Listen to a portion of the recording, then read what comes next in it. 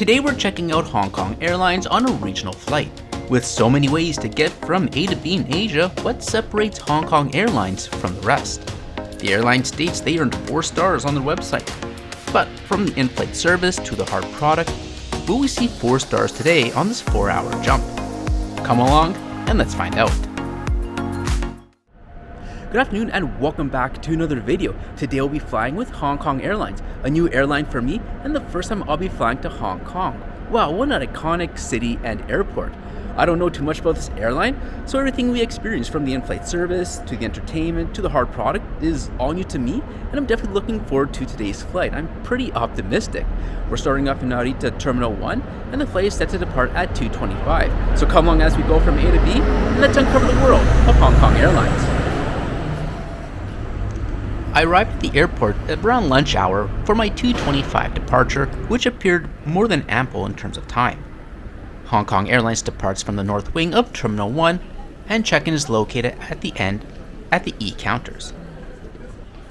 The airline states a 7-kilogram carry-on baggage limit, and although I'm under the 7-kilo mark, my bag was never checked on this trip.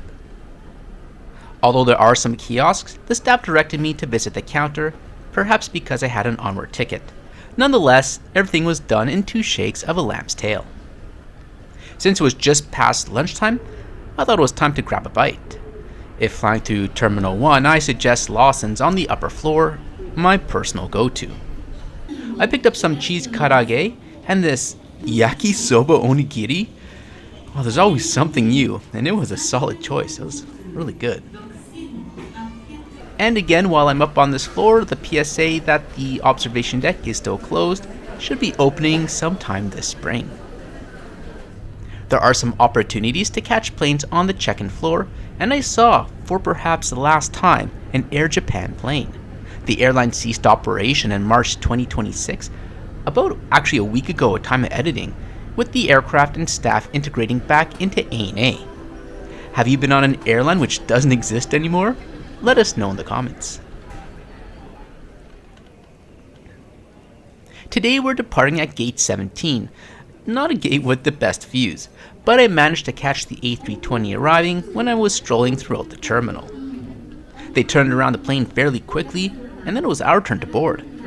Although my boarding pass said Zone B, it looked like everyone boarded together after business class, and just like T-Way, it seemed to work fine. As we make our way to the plane, I'll take this moment to welcome new viewers to the channel, and I invite you to subscribe for continued aviation and travel related content. Also, if you're watching this on a device within the first 7 days and enjoying it, it'd be awesome if you could hype the video, YouTube's new feature for smaller channels. It doesn't cost a thing, and your hype will help the video and channel gain traction on YouTube. Many thanks. Speaking of Air Japan earlier, you can check out what it was like on this now defunct airline, which I thought delivered good value for money, and the sushi was pretty enjoyable too. Today we'll be seated in 45K on the right side of the plane, and before pushing back we were handed out these wet towelettes, and I saved mine for the meal service. Although I thought the inbound flight arrived late, we were already at the gate at the time. They turned around the plane fairly quickly, and we departed 7 minutes ahead of schedule. Impressive. Today we're on one of Hong Kong Airlines' A320-200 aircraft, one of 17 in their fleet. The plane is configured with 2 classes with 152 seats and 3 lavatories on board. The airline has several layouts for their A320s, so it's worthwhile to check the website and see which aircraft you'll be flying on. Our aircraft is just over 13 years old, being delivered to the airline in February of 2013.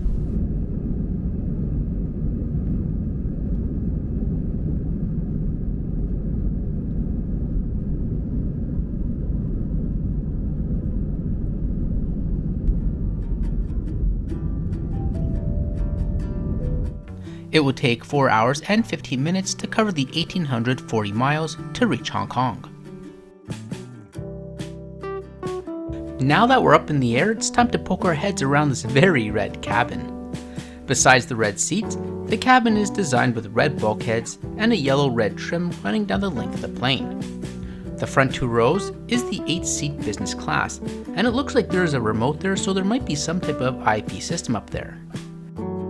For us in the back, seats are in a 3-3 seating configuration. The seats are basic, having no headrest, but a simple antimacassar.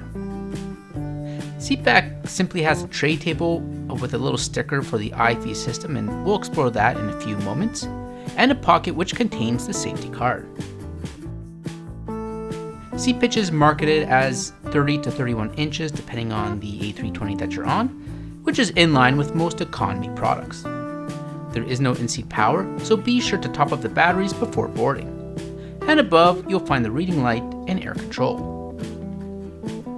Overall, it was a comfortable flight and hard product for what it was. The seating cabin appeared tired and a bit dated, and I don't know, I really didn't see the 4 stars in the hard product. What do you think? The meal service began a bit after takeoff due to some unsettled air. The options were a chicken linguine pasta or pork meatballs with rice. I went with an IM1, which could only mean one thing. The pork meatballs, of course. Doesn't look too bad, doesn't it? We got 2 meatballs with sauce, rice, and some sauteed greens. The meatballs were tender, juicy, perhaps a little tough to get a hold of with a fork. Come on. And got it. It has a bit of that 5-spice seasoning that is prevalent in Chinese cuisine, not overpowering, with a sweet and savory sauce. The meal came with a bun, which was the only part that I didn't enjoy. It kind of fell apart and, dissolved when I ate it. It was kind of weird. And then there was a daifuku mochi sweet snack with a black sesame filling, and that got my stamp of approval. And to finish off, there was a little chocolate. The drink service offered non-alcoholic drinks such as tea, coffee, pop, juice, and so on.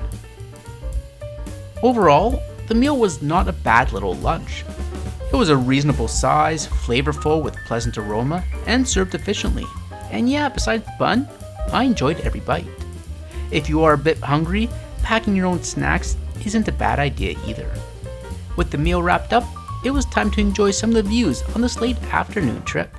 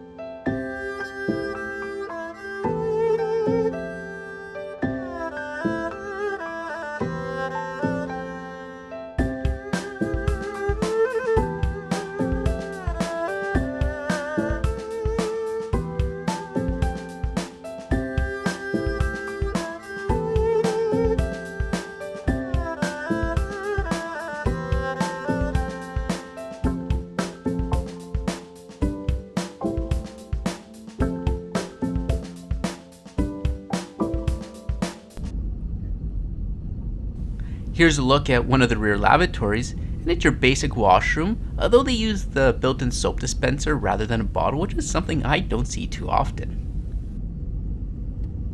Back in my seat, one can access the IFE system through the QR code. It was easy enough to connect to. There is no Wi-Fi here, just the onboard streaming service. There appeared to be a reasonable amount of content from various parts of the world, but as you can see, it took some time to load the images, and I didn't end up watching anything on this flight. And 4 hours later, we're just about there. Overall, I thought this was okay. The cabin appeared dated, the IFE system is not the strongest, and there is lack of power connections.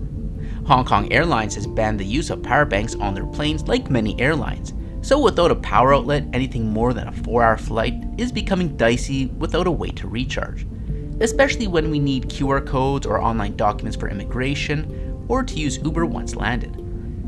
If you were to pre-order a meal with a low-cost carrier like Jeju, for example, I really don't see the difference between that and what we experienced today. This is no fault of the staff, they did a great job, and the airport experience was very smooth as well. The strengths of the airline which we saw today is the quick and efficient check-in, the punctual departure time, and the flavorful in-flight meal. But on the website they say they earned 4 stars, and from what we experienced today, I didn't see it. All things considered, I would give them 3, but let me know your assessment in the comments.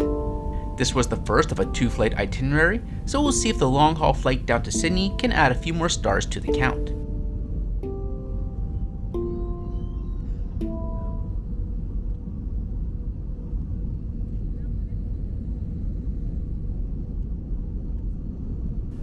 The price of this one-way trip came up to 3,296 Hong Kong dollars, or about 67,000 yen.